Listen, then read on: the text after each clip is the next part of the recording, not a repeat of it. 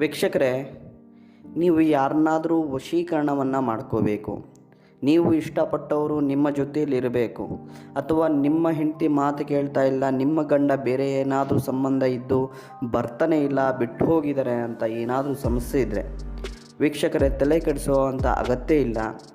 ನಾನು ಹೇಳುವಂಥ ಈ ಒಂದು ತಂತ್ರವನ್ನು ಮಾಡಿದ್ರೆ, ವಶೀಕರಣದ ತಂತ್ರ ವೀಕ್ಷಕರೇ, ನಾನು ನೋಡಿ ಬೇಕಾದರೆ ಯಾವ ರೀತಿಯಲ್ಲಿ ರಿಸಲ್ಟ್ ಹೋಗುತ್ತೆ ಅನ್ನೋದು.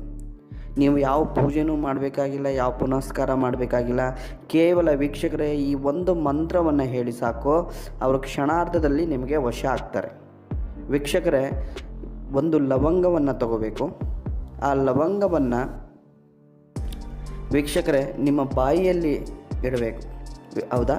ನಿಮ್ಮ ಬಾಯಿಯಲ್ಲಿ ಇಟ್ಟು ಈ ಒಂದು ಮಂತ್ರವನ್ನು ಹೇಳಬೇಕು. ಆ ಮಂತ್ರ ಏನಪ್ಪ ಅಂದರೆ, ಓಂ ನಮೋ ಭಗವತೆ ಕಾಮದೇವಾಯ ವಶಂ ವಶಂ ವಶಂ. ಈ ಮಂತ್ರವನ್ನು ವೀಕ್ಷಕರೇ 7 ಬಾರಿ ಹೇಳಬೇಕು. 7 ಬಾರಿ ಹೇಳಿ ವೀಕ್ಷಕರೇ, ಆ ಒಂದು ಲವಂಗವನ್ನು ನೀವು ಸೇವನೆ ಮಾಡಿ. ಬೆಳಗ್ಗೆ ಎದ್ದು ನೋಡಿ ವೀಕ್ಷಕರೇ, ಯಾರು ನಿಮ್ಮ ಹೆಂಡತಿ ನಿಮ್ಮ ಮಾತು ಕೇಳೋದಿಲ್ಲೋ, ಯಾರು ನಿಮ್ಮ ಗಂಡ ನಿಮ್ಮ ಮಾತು ಕೇಳೋದಿಲ್ಲೋ, ಅಥವಾ ನೀವು ಪ್ರೀತಿಸಿದವರು ನಿಮ್ಮ ಮಾತು ಕೇಳೋದಿಲ್ಲವೋ ನೋಡಿ, ಇದರದ ಫಲಿತಾಂಶ ನಿಮಗೆ ಗೊತ್ತಾಗ್ತದೆ.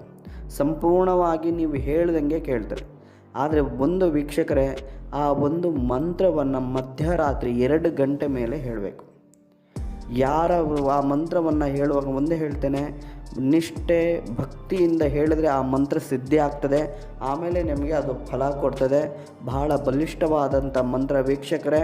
ಈ ಒಂದು ತಂತ್ರ ಮಾಡಿ ನೀವು ಇಷ್ಟಪಟ್ಟವ್ರನ್ನ ವಶೀಕರಣವನ್ನು ಮಾಡ್ಕೊಳ್ಳಿ ಅಂತ ಹೇಳ್ತಾ ನಮಸ್ಕಾರ, ಧನ್ಯವಾದಗಳು.